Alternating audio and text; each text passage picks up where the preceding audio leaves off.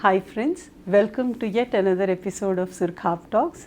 Surkhap Talks is a platform which encourages people to talk out their concerns, to sort out their concerns. So in this episode, we are looking at why special children come into our life.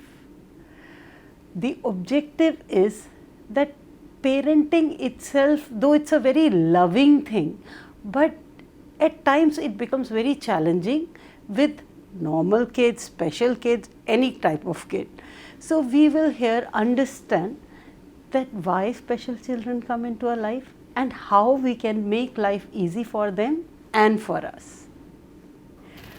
So we have invited Dr. Molly, who is a homeopathic practitioner and an energy healer, and she will guide us on this subject. So let's talk.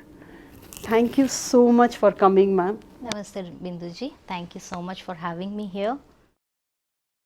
So ma'am मेरा पहला question ये है कि आप ये बताइए कि जो स्पेशल चिल्ड्रन होते हैं, से ऑटिज्म, डाउन सिंड्रोम और any kind of special children, ये हमारे लाइफ में क्यों आते हैं? इनका स्पिरिचुअल रीज़न क्या है? Medical reasons I am sure there are more than 100, but what is the spiritual reason that parents have kid?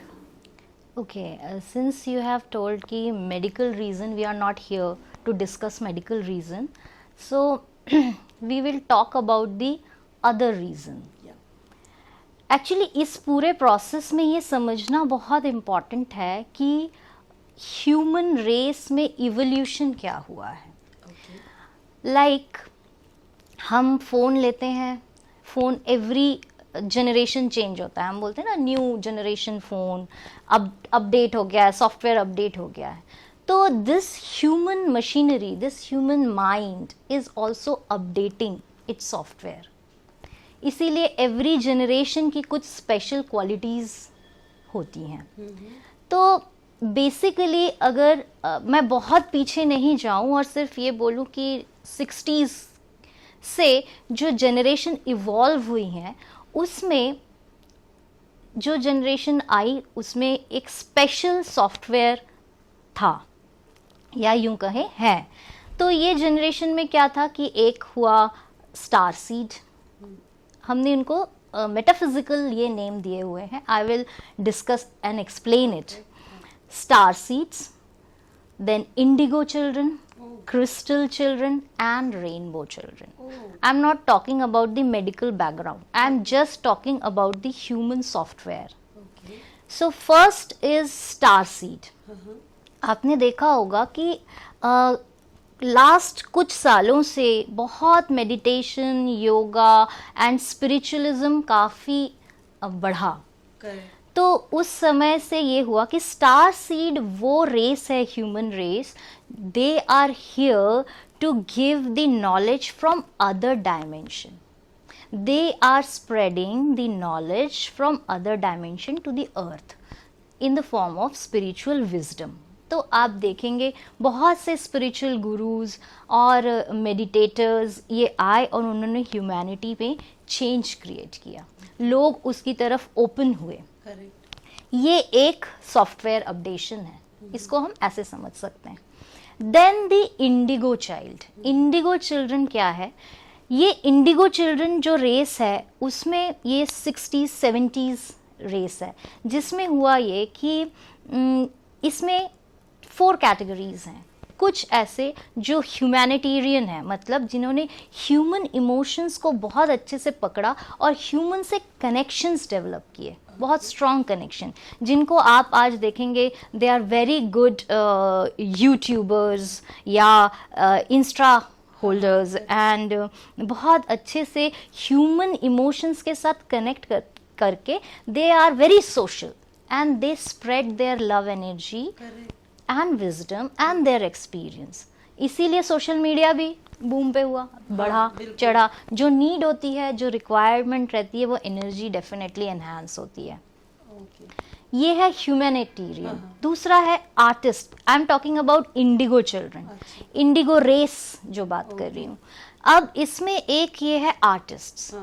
Art, music, acting, ये सब कुछ, डायरेक्शन, और लिटरेचर, ये बहुत ज़्यादा इन्हेंस हुआ. And art is always downloaded from other dimension, we just replicate it. So artist एक हुआ.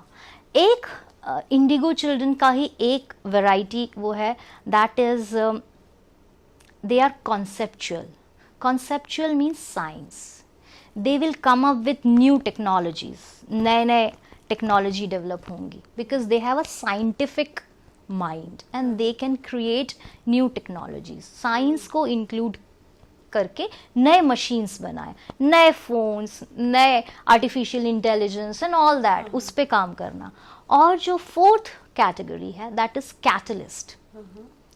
कैटलिस्ट वो कैटेगरी है, they don't like to be to interact socially. ये अपने अंदर रहना पसंद करते हैं, इन्हें दूसरों से कनेक्शन अच्छा नहीं लगता because they don't like noise, they don't like sound, they don't like the extra energies, they want to be in themselves. वो अपने आप में रहना पसंद करते हैं. वो उन्हें ये फील होता है कि I am not fit in this society. तो जिसमें आप स्पेक्ट्रम देखेंगे वो ऑटिज्म एंड डाउन वाला, जिनको हमने नाम दे दिया special children, but actually it is a software updation. जो अब कुछ लोग होंगे जो सिंपल इंडिगो का ह्यूमैनिटेरियन होंगे, कुछ कैटलिस्ट होंगे, कुछ कॉन्सेप्चुअल होंगे, कुछ कॉम्बिनेशंस होंगे. इट्स नॉट नेसेसरी कि कोई एक ही चीज को लेके लाइफ लीड करे. कुछ बच्चे होंगे जो कॉम्बिनेशंस होंगे. सो जो थर्ड कैटेगरी है, मतलब I have explained you star seed and the indigo children. Then the next race is crystal race. They are basically the children of indigo. जो indigo race सॉफ्टवेयर के साथ आए, उन्हीं के अब बच्चे next generation, they are actually crystal children. अब these crystal children are very unique because they are psychically open.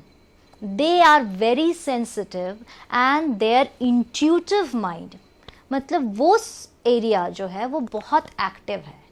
सो ये जो डील करते हैं, ये वाला एरिया है down and autism, partial autism, delayed learning capabilities, learning all kind of learning disabilities. क्योंकि ये बच्चे बहुत ही ओपन हैं, सेंसिटिव हैं. और एक चीज़ आप इसमें देखेंगे कि इनकी स्पीच डिलेड होगी, ये लेट बात करेंगे, लेट चलेंगे, लेकिन इनका साइकी इतना ओपन है कि they are very honest, they don't know manipulation, they are very pure.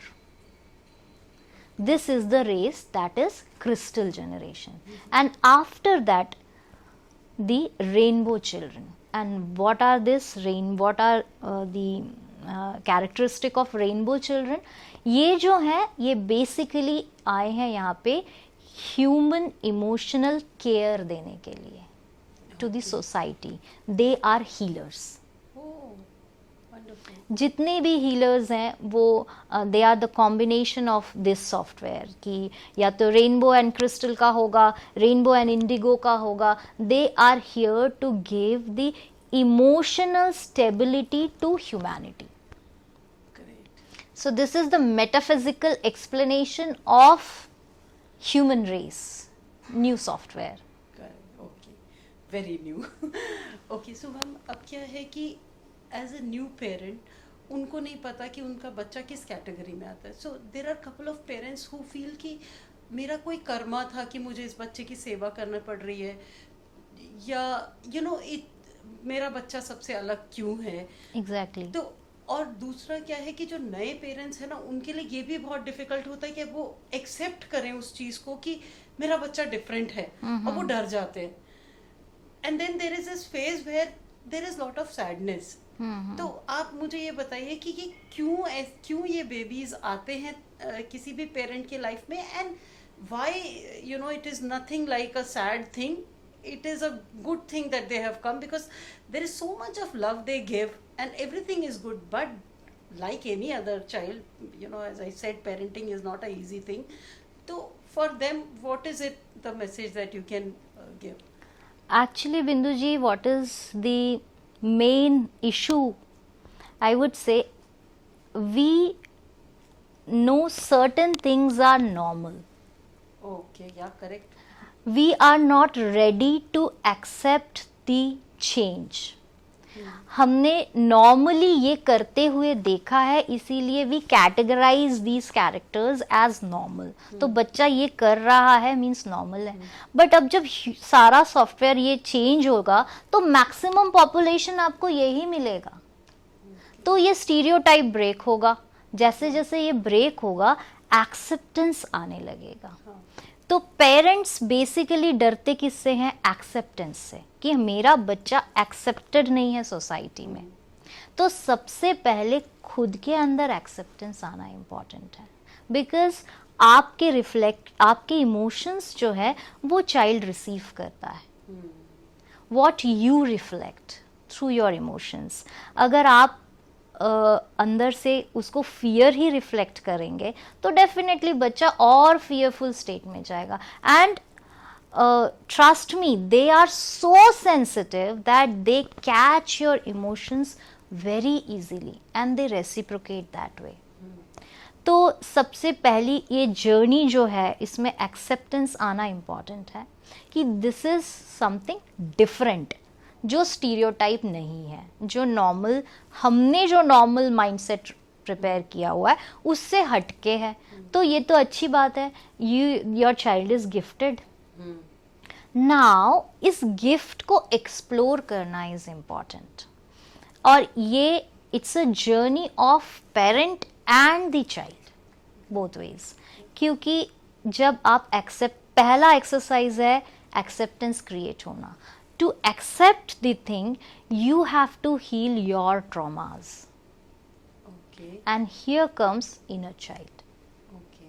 So how to heal your own traumas? एक मदर के अंदर फियर है, इनसिक्योरिटी है, उसका अब्यूज़ है, या कोई बहुत सिवियर ट्रॉमा है, emotional trauma in her childhood और in her womb stage when her mother was carrying her.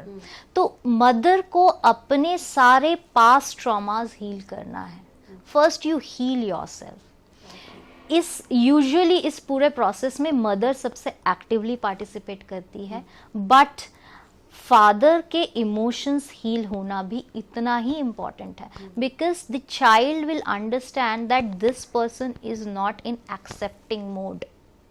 And when you say healing, what is it? Healing means reparenting. Reparent yourself. Go into past and see what are the traumas you are carrying. Your traumas. आपको कहाँ fear है, आपके insecurities क्या हैं, आपने कहाँ कहाँ बचपन में आपके इमोशनल ट्रॉमा हुआ है, सोल लॉस हुआ है, उन पॉइंट्स पे जाके you have to heal yourself. इसको हम कहते हैं regression technique. It's a psychic technique and through healing modalities you can heal your inner child. ये इतना सारा why we are doing it? Because to create the acceptance. First you have to accept yourself the way you are. Parents should accept कि this is the way that we are like this, and we accept, we embrace our own reality. Then you accept your child. Automatically that will come. और जहाँ acceptance create हो गया, child will feel the happy environment, that the child is welcome child. So friends, the most important thing is that the moment you accept, as human beings we cannot be 100% perfect. Perfect is that, like, you know, imperfection is also perfect is what I have learnt. So we have to accept whatever weaknesses we can say, that, you know, if we are scared, we are in fear, so we have to accept that, so that we can accept our child, and then it is a happy atmosphere for the parents and for children. Correct, ma'am? Exactly and the Karma part that you said कि हमारा कोई कर्म होगा जो कि release हो रहा है या ये सेवा कराने आया. Many parents have this kind of feeling कि ये सेवा कराने आए हैं या मेरा कोई कर्मा रिलीज हो रहा है. Understand the bigger picture because they are here to raise the vibration of earth and you are a part of it. So be blessed, feel blessed that I am a part of it. I am helping. ये जो peace create करने में, earth consciousness की vibration को raise करने में ये बहुत important है. तो one need to understand कि bigger picture क्या है. Big picture is we are here to raise the consciousness. And your child is helping you because अगर वो नहीं होगा तो आप खुद की हीलिंग नहीं करेंगे.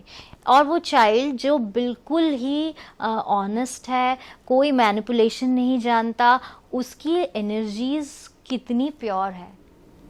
And definitely that energy That will changes reflect, parents also. definitely. Because you know they also get into unconditional Correct, love. Their correct. understanding about other kids also becomes Correct. better. People. The whole idea is to multiply the effect of energy. The love energy will multiply and the consciousness will automatically raise. So इसीलिए ज़्यादा से ज़्यादा ये बच्चे आएंगे इस generation में. We need to be prepared. So ma'am एक क्वेश्चन है कि वैसे भी जब एक औरत माँ बनती है तो बहुत ज़्यादा पावरफुल हो जाती है from her initial stage. But we see that जो स्पेशल चिल्ड्रन होते हैं उनकी मदर्स सुपर मॉम्स ही होती हैं और you know they know everything. तो ये मदर्स को क्या गॉड ऐसे बच्चों के लिए ही बनाता है? Right, Binduji. Actually, what happens, they know, somewhere they know that they are here with this new assignment. I wouldn't say challenge.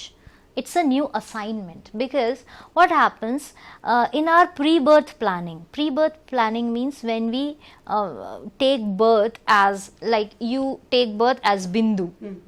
Before that there is a pre-birth planning when we sit with our soul partners or our ancestors, our masters, और हम ये plan करते हैं कि ये जो lifetime मैं अर्थ पे एज बिंदु for your self for you लेने जा रही हूँ, मेरे क्या चैलेंजेस रहेंगे या मेरा क्या सोल का थीम होगा, what will be the purpose of my life, और मेरे को इसमें कौन कौन हेल्प करने आ रहे हैं और वो कौन से लोग हैं जो मेरे इस जर्नी में पॉजिटिव रोल प्ले करेंगे या वो इवन जो लोग नेगेटिव रोल लेके आते हैं. वो ऐसा नहीं है कि आपके एनिमीज हैं, वो एक्चुअली हो सकता है आपके बहुत क्लोज सोल कॉन्ट्रैक्ट के लोग हैं, but they are here with a negative impact ताकि आप अपनी जर्नी में आगे बढ़ सकें. So it's a part of pre birth planning. इसीलिए मदर को कहीं ना कहीं पता होता है कि this is my assignment, so she is prepared that way. तो वो एनर्जी सिर्फ रहती है कि एक चीज से ट्रिगर होना बाकी है. Okay, so out there all super moms, keep your good work, keep loving your kid and take care of the kid the way you are doing now. More power, more success to you. So ma'am, moving forward, इतने सारे आपने categories बताए, तो क्या कोई easy tool है कि parents को पता चल जाए कि ये बच्चे का, मेरे बच्चे का ये एक स्पेशल गिफ्ट है जिसके साथ वो आई है, तो उसको कैसे और एनहांस कर सकते हैं? So how do they identify this? Correct. The identification part is the most important part and the time taking part, because you are spending time with your child. आप उसके नेचर, उसके बिहेवियर, उसकी liking, उसकी disliking को बहुत अच्छे से connect करना सीख जाते हैं. और इट्स अ जर्नी. जो स्पेशली जो इम्पोर्टेंट हाइलाइट्स हैं वो ये है म्यूज़िक, हीलिंग, फोटोग्राफिक मेमोरी. बहुत सारे बच्चों में फोटोग्राफिक मेमोरी रहती है, तो यू कैन एक्सरसाइज दैट. इसके अलावा फोटोग्राफिक एनर्जी में क्या होता है? मेमोरी होती है. फोटोग्राफिक मेमोरी वो है कि बच्चा एक बार जिस चीज़ को देख लेता है उसको वो एज इट इज़ याद रख पाता है. जैसे अगर मैं आपको कुछ बताऊंगी तो आप शायद कुछ देर बाद भूल भी सकते हैं, लेकिन जिस ये जो हम ह्यूमन रेस की बात कर रहे हैं, इस सॉफ्टवेयर की बात कर रहे हैं, इसमें बच्चे को जो देखी हुई चीज़ है वो एज इट इज़ उसका सारा स्ट्रक्चर याद रहता है। इसीलिए ये बहुत अच्छे टेक्नोलॉजी डेवलपमेंट में जा सकते हैं। इवन सर्जन भी बहुत अच्छा, क्योंकि सारे जो ह्यूमन ऑर्गन्स का कहाँ क्या है, कौन सी आर्टरी कहाँ, कौन सी वेन कहाँ, कैसा उसका पूरा एनाटॉमी है, वो फोटोग्राफ की तरह छप जाती है। तो ये आप आइडेंटिफाई कर सकते हैं कि बच्चे में ये कैरेक्टर हो सकता है। Music, art, all type of arts के लिए वो बहुत ही ट्यून्ड हैं। तो you should exercise these areas. और इम्पॉर्टेंट है कि ये हम कोई थंब रूल नहीं दे सकते हैं, बच्चे के साथ टाइम स्पेंड करके ही यू कैन आइडेंटिफाई हिज और हर टैलेंट। उसके बाद का प्रोसेस ईजी है कि आप उसको उसी डायरेक्शन में ग्रो करवा सकते हैं। So perfect. So for parents, like normal kids also, you have to spend a lot of time so that that bonding is there, and both the people, parents and kids, understand each other. Same is for special kids also. So try and spend more time and take that skill out which God has personally planted for some reason. So ma'am, like we can spend more time with the kid. There is a bit of issue which I would like you to address, is that these kids, like any normal kid, would want more attention, and like any normal parent, fear रहता है बच्चे को अकेले छोड़ने में। तो अब ये आपने इतने सारे फील्ड्स बताए हैं जिसके अंदर बच्चे जा सकते हैं। I will ask you more about it because हमारा एकेडमिक भी उसमें होना चाहिए, लेकिन प्राइमरीली कि ऐसे कैसे पेरेंट्स कॉन्फिडेंस लाएं कि बच्चे को इंडिपेंडेंट ग्रो कराएं, और बच्चे को भी ये कैसे फियर ना हो कि भाई पेरेंट्स नहीं हैं तो बहुत इनसिक्योर एनवायरनमेंट है। तो how do we address this gap, because this is a place where few parents and kids get stuck. Exactly, actually parents को पूरा एक न्यू डायमेंशन क्रिएट करना होता है उसकी लर्निंग्स के लिए। जो हमारा एकेडमिक स्ट्रक्चर है वो वेल इक्विप्ड नहीं है इन बच्चों की इस सॉफ्टवेयर को पढ़ाने के लिए। तो ये इसीलिए भी है because now we need to understand the importance of energy body. We are dealing with this human body, this physical body. इस फिजिकल बॉडी को समझने के लिए मेडिकल साइंस ने ह्यूमन एनाटॉमी में बता दिया कहाँ बोन्स हैं, कहाँ मसल्स हैं, कहाँ क्या है, बट इस एनर्जी बॉडी को समझना इज नाउ वेरी इंपॉर्टेंट। जब आप बच्चे की एनर्जी बॉडी से उसको कनेक्ट करा सकते हैं, which is the first thing is breath. हम किसी भी बच्चे को, किसी भी सॉफ्टवेयर के बच्चे को, वेदर इट इज़ आप जो डाउन वर्ड दे रहे हैं या फिर हम अलग अलग स्पेशल कैटेगराइज करते हैं, हम इनको ब्रेथ से कनेक्ट होना बहुत इजीली सिखा सकते हैं, योग से कनेक्ट होना सिखा सकते हैं। Through your breath, this breath, the pran shakti, is actually the vital force of the energy body which governs the body. Once you understand the importance of prana, ये ब्रेथ जो है, ये प्राण शक्ति जो है, ये सिर्फ ऑक्सीजन नहीं है, इट्स एन एनर्जी जिसके थ्रू पूरी बॉडी एनर्जाइज हो रही है। ये इनहेलेशन एंड एक्सहेलेशन की पूरी प्रोसेस में इनहेल करने के बाद ये प्राण एज अ शक्ति, एज पावर, बॉडी के बहुत सारे पार्ट में स्प्रेड हो रही है। That's a part of energy, understanding energy body. I am not going into deep, but you need to understand and teach the child the importance of energy body. Connect the child to the energy body. Second is, since they are very sensitive to sound, we can treat them with sound. कैसे? जैसे इन बच्चों को delayed ये mathematical calculations, numbers, ये alphabets, इनका structure समझ में नहीं आता, तो we can activate the part, brain part which can help them. वो पार्ट के लिए हम क्या करते हैं, बाइनॉरल साउंड बीट्स है जो 40 हर्ट्ज +-5, बच्चा सो रहा है या बच्चा कुछ काम कर रहा है, खेल रहा है, this is for everybody.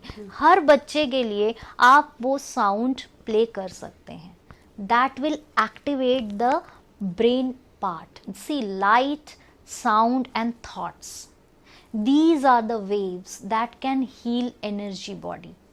So we are helping child to heal its energy body, क्योंकि इस डायमेंशन में रहने के लिए उसको वो एडजस्टमेंट्स हमको देने पड़ेंगे. It's a period of transition where the new advanced human race is coming. तो उसके लिए हेल्प प्रोवाइड करना, खुद को एक्सेप्ट करके प्रिपेयर होना, it's a journey.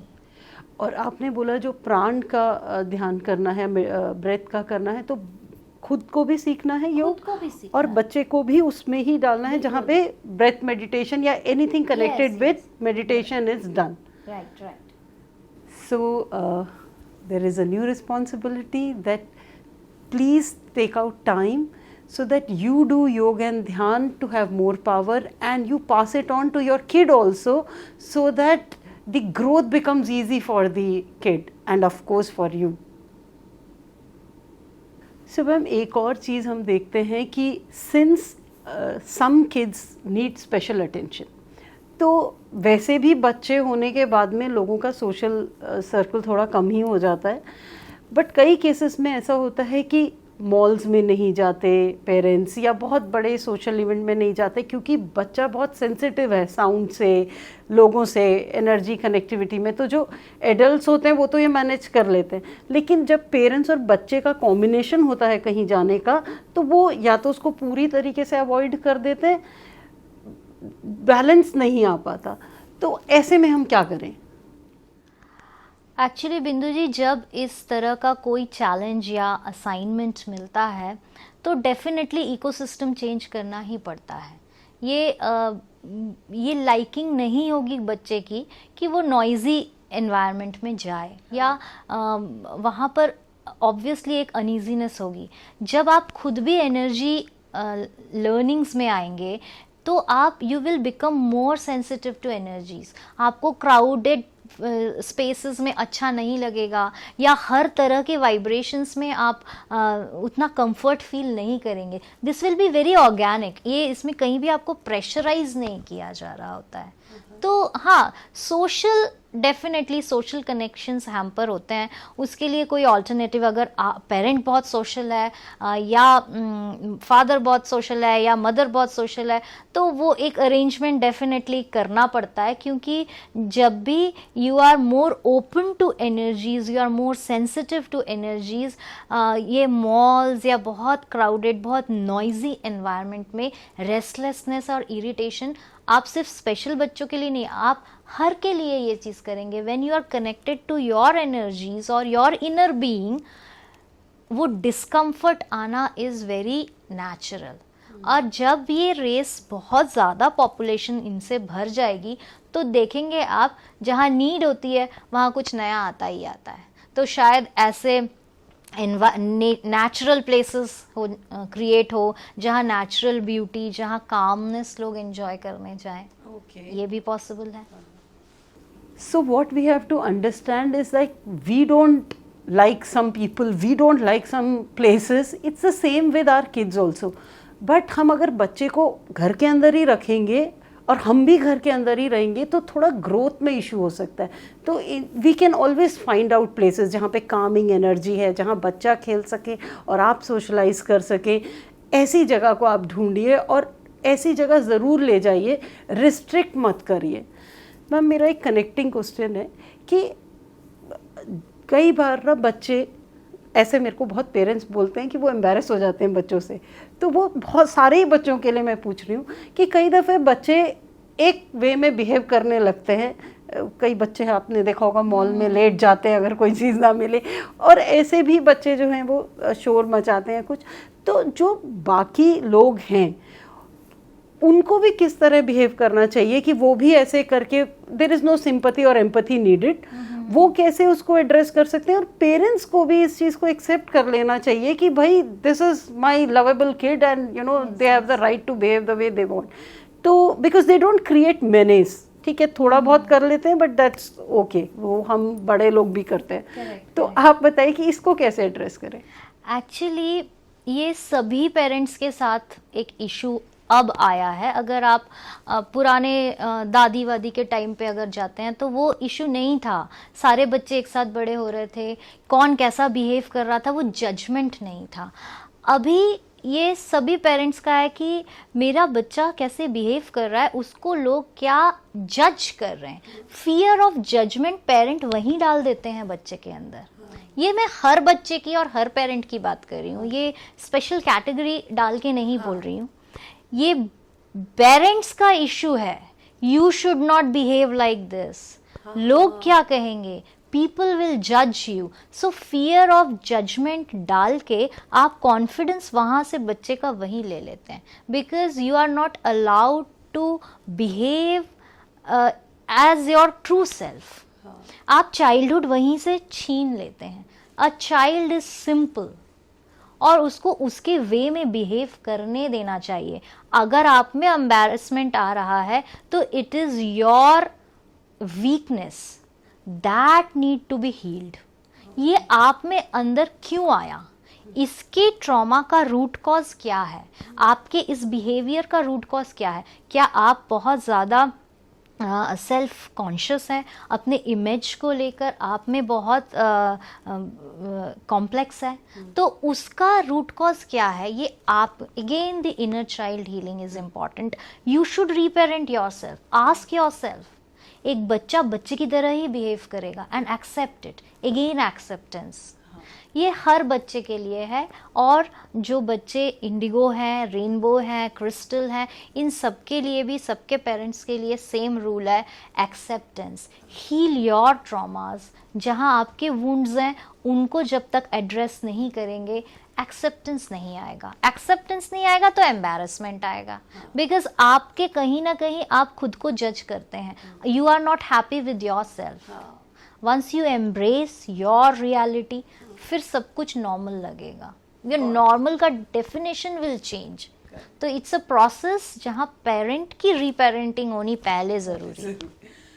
It is okay for a kid, special children, any kid to behave the way they want, and we need to see that we do not get embarrassed, and people around us shouldn't also keep looking at the kid, because like you know, हम लोग भी जो बड़े लोग हैं वो भी कुछ ऐसा करें और सारे उनको देखते रहे तो हम भी अनकंफर्टेबल हो जाएंगे। So it is allow the kid to experience those emotions. So ma'am, एक क्वेश्चन ये है कि एक स्पेशल चाइल्ड का सिबलिंग जो है उसके लिए क्या क्या अच्छा और बुरा हो सकता है। लाइक पेरेंट्स का तो हमें समझ आया, लेकिन सिबलिंग भी इक्वली अटैच्ड होता है, इनफैक्ट वो ही नेक्स्ट पेरेंट टाइप हो जाते हैं। तो what is it that you can tell those kids, what is a message? True, you are correct. Actually sibling, in this case sibling की अपनी एक अलग जर्नी स्टार्ट हो जाती है, क्योंकि कई जगह सिबलिंग को बिफोर टाइम या ज़्यादा रिस्पॉन्सिबल बना दिया जाता है, which is not required actually. कई बार ये बोला जाता है हमारे बाद, कई बार नहीं, मैक्सिमम ये होता है कि हमारे बाद तुझे ही इसे संभालना है। नो, डोंट डू दिस, क्योंकि वो अपने लाइफ के मेजर डिसीजन सैक्रिफाइसिंग मोड पे लेने लगता है। वो अनलव्ड स्टेट में चला जाएगा, उसका कॉन्फिडेंस चला जाएगा, उसके डिसीजन मेकिंग वीक हो जाएंगे, उसके सारे डिसीजन सिर्फ उस सिबलिंग्स के चारों तरफ घूमने लगते हैं। यू नीड टू अंडरस्टैंड, हर सोल की अपनी स्टोरी है, अपनी लाइफ जर्नी है। दोनों बच्चे की अपनी रिक्वायरमेंट्स है। एक के लिए दूसरे को ओवरबर्डन कर देना या ओवर रिस्पॉन्सिबल फील कराना, इट्स नॉट राइट।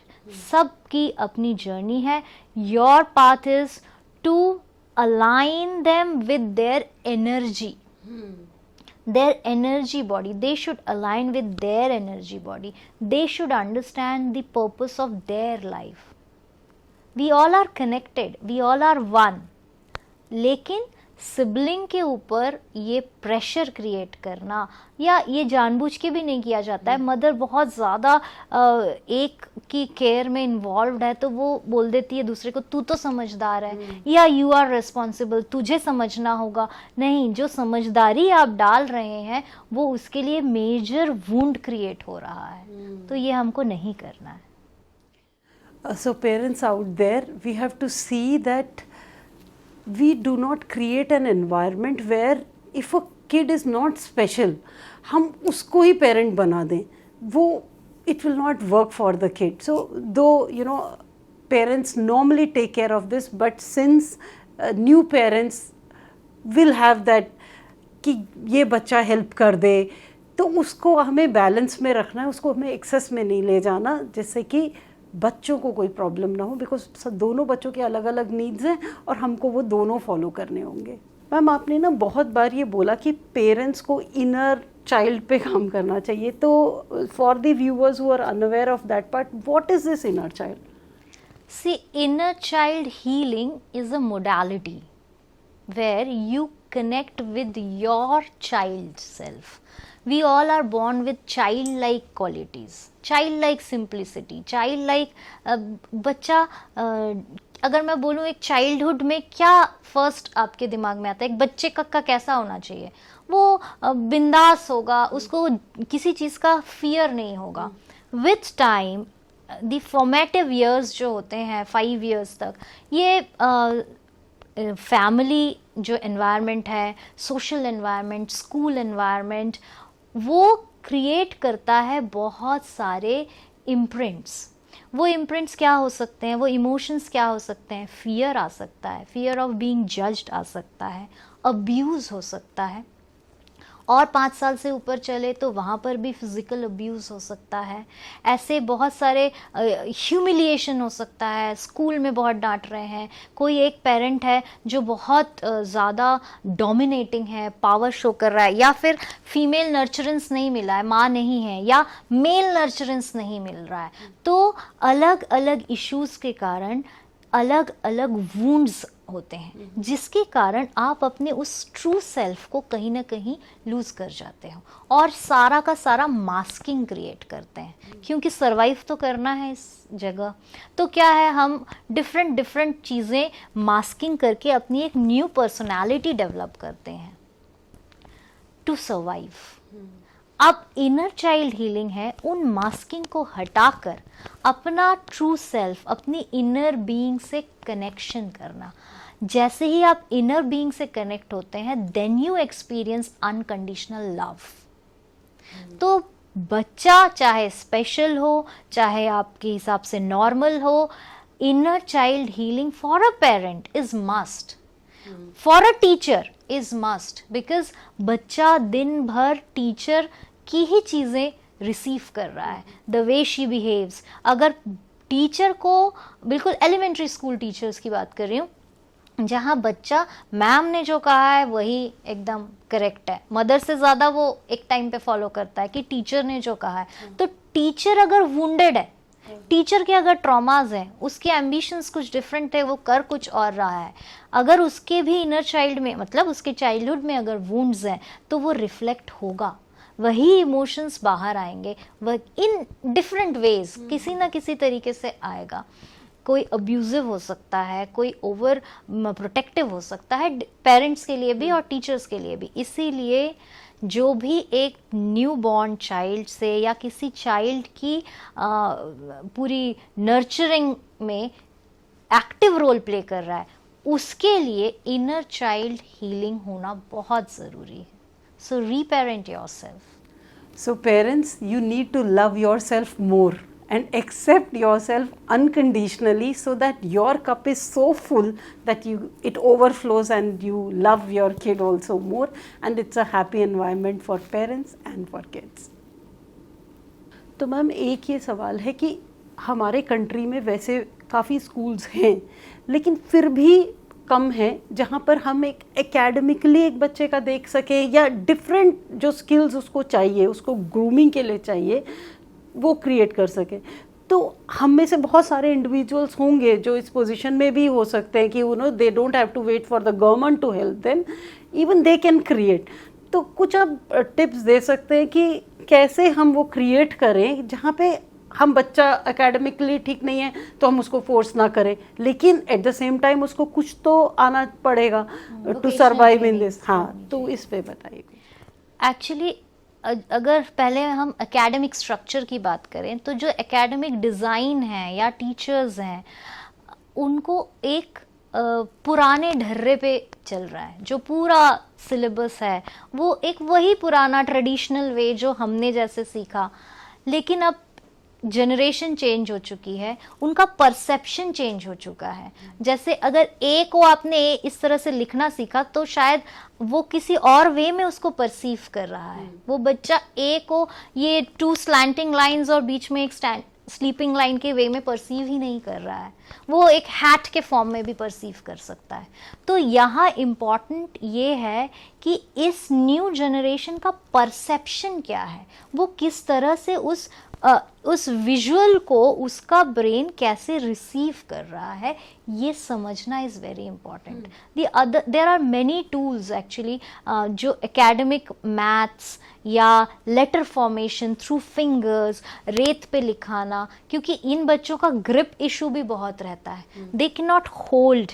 आप देखिए आजकल सब कुछ वॉइस इंस्ट्रक्शन से हो रहा है, तो ऑटोमेटिकली डीएनए लेवल पर यही मैसेज ट्रांसफर हो रहा है कि आप बोल सकते हो और लिखने की ज़रूरत ही क्या है। तो ग्रिप इश्यूज बहुत ज़्यादा होंगे ये कैटेगरी में। तो ग्रिप के लिए आप बहुत सारे अगेन पिंसर ग्रिप्स प्रॉपर करने के लिए बहुत सारे राजमा, चना, छोला, अलग अलग चीज़ों को रख के आपको वो प्रैक्टिस कराना आना चाहिए कि पिक विथ दिस फिंगर्स। ये ऐसे बहुत से टूल्स हैं जिसमें हम ग्रिप इम्प्रूव कर सकते हैं। परसेप्शन हमको नहीं, हमने देखिए एक डिफरेंट वे में पढ़ाई की है जिसमें हमको ए बी सी डी अलग वे में लिखना आया है।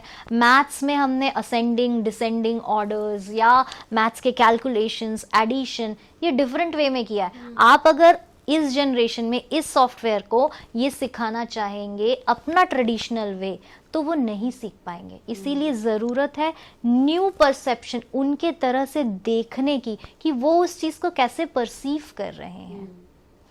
आप जिस चीज़ को हो सकता, ऐसे बच्चे को अगर आप क्लाउड दिखाएंगे तो वो क्लाउड में भी कोई शेप बता सकता है। This is creativity, this is new type of perception.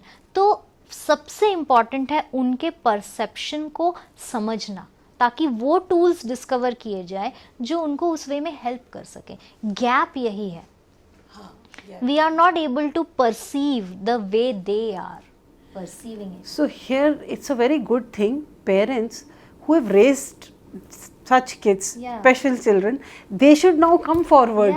और वो ये छोटे छोटे सेंटर्स ही खोल ले जहाँ पर जो नए पेरेंट्स हैं उनकी हेल्प हो जाएगी, कि क्योंकि उनके लिए थोड़ा टफ होगा देखने के लिए कि बच्चा ग्रिप नहीं कर पा रहा है। तो you can just encourage them also that we have raised, now you can raise. Local tuitions should be open, कि ट्यूशंस खोलिए जहाँ पर आप 1 or 2 hours ये स्पेशल स्किल्स ग्रो करा सके, न्यू टेक्निक्स डिस्कवर कर सकते हैं। बच्चों के साथ काम करते हुए you will find out many techniques की इस 5 नंबर को पूरा हाथ ओपन करेंगे तो 5 बनेगा। ये जो चीज़ें हैं ये विद एक्सरसाइज कैसे एडिशन करना है, कैसे असेंडिंग ऑर्डर्स उनको सिखाने, ये बिल्कुल एलिमेंट्री स्कूल की बात मैं कर रही हूँ। जैसे जैसे आप उनके साथ रहते हैं, उनका परसेप्शन सीखते हैं, तो you will start developing new tools.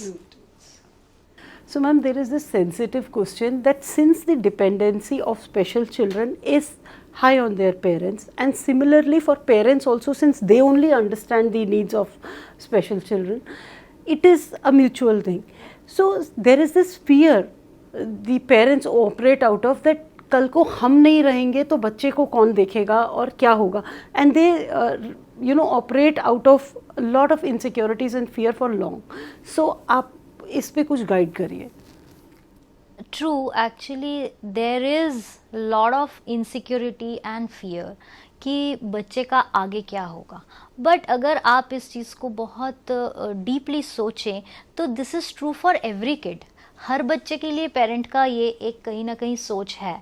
But since the mother, in special cases mother is giving more care और any caretaker is 24/7 on duty, so they are operating through fear more, because उनके अंदर वो feeling ज़्यादा रहेगी कि बच्चे का क्या होगा। बट इसमें ये ट्रस्ट अपने अंदर डेवलप करना बहुत ज़रूरी है कि it's a divine plan, you are a part of it. The big picture is to raise the vibration, to raise the consciousness of earth, and you are a major part of it. And slowly this vibration will spread throughout the planet कि ये energies अब ये transition हो चुका है and उसके लिए सारा एनवायरनमेंट उसके अकॉर्डिंगली बनेगा. तो ऐसे कई प्लेटफॉर्म्स ओपन होंगे जहाँ पर ये सारे किड्स अपना फ्यूचर जो है वो फिक्स कर सकते हैं. सो फियर से ऑपरेट ना करें. There is a divine plan and we are a part of it. Okay, so the message is divinity doesn't differentiate between a special kid or a normal kid. There is a divine plan for all of us and all our kids.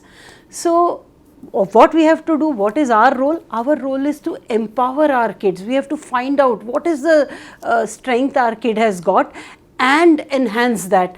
That kid is able to take up on this world. So that is our role. We are here for a bigger role, and that power we should understand rather than focusing on the fears and insecurities, because that will bring your power down. So be in a more empowered position and help the kid. So ma'am, towards the conclusion, what is one thumb rule which you can give to parents that, you know, this one rule you should never forget while you are raising your special children? I would say first you should heal yourself. Acceptance is the thumb rule, and to accept you have to heal yourself. Number 2, we are into a transition phase. धीरे धीरे ये तो software और population में आएगा, ये race जो है, तो automatically according to the need things will change. So there is hope. So people should be ready for the new race and new technologies, new environment, and you will be helped and you will be guided always. Okay. So one important thing what I have learned from this episode is, like, for all human beings, many things have become very easy. Right from kapde kharidna to khana banana to khana khana, everything has become very easy from the days which maybe, you know, our parents experience or their grandparents experience. Similarly, for our special children also, everything is going to get very easy. So I will just wish and pray that that happens. So thank you so much, ma'am, for spending this valuable time of yours and explaining all the things which we desired today. Thank you so much. Thank you for having me here. Thank you. So we have to understand that when a special kid enters our life, that special kid is here not to stall our growth, in fact to enhance our growth. So like ma'am explained that Earth's vibration will rise for, say, acceptance, unconditional love. So parents have been gifted by divine for this plan, for this sole purpose. So is the kid and so is the parent. So please be in a very empowered situation. Do not operate out of fear and have that purpose clear that you are here with a project where you are going to enhance the earth's energies of unconditional love and acceptance. So please always be in awareness of that. And a small request, new parents, please talk it out with parents who have already raised special children, and parents who have raised special children, please keep spreading the word, you know, what were the challenges which you experienced and how you overcame. It will help lot many others. So friends, we meet up again very soon. Until then, talk it out, sort it out.